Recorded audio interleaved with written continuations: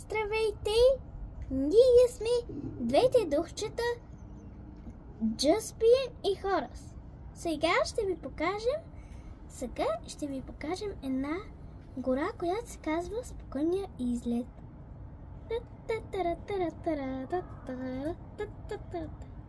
Довиждане!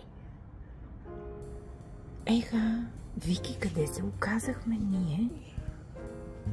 В гората Спокойния излет. Гората Спокойния излет. Аз реших, че се Спокойния казва Любов, защото тук така пише на един друг език. Така, сега ще ви обясня всички проблеми. Това е стаята за играта Познай кой е отзад. Това е бювета. Ето ги Hello Kitty, Мечо и Лъвчо. И си похапват хлебчета. Ама че вкусоти. А това е кофата за буклук, както знаете. Чудесно. Задължително е да има кофа за буклук, разбира се. Това е стаята за игра.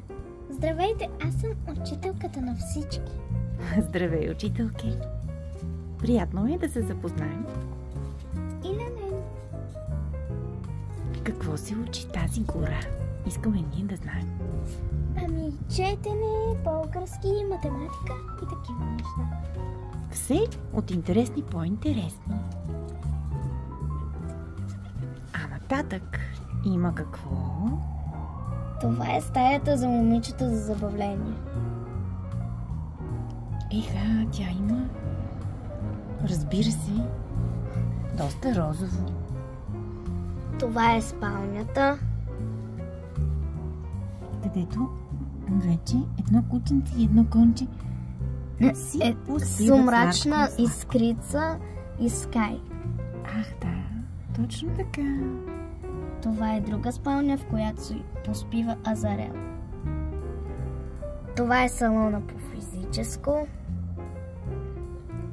Където учителя е динозавър. Ето го. Така ли? Здравейте!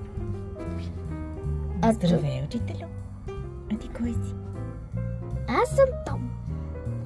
Сойер ли? Не. Просто Том. Приятно ми е, Том. Ама че хубаво килимче за гимнастика ли? Да, и за физическо. А тук е банята. Ето. Никваме. Това е туалетната, това е мивката. За всичко е помислено, май. Надяваме се да ви е харесала тази чудесна гора, в която се случва какво ли не. От всички нас приятна неделя!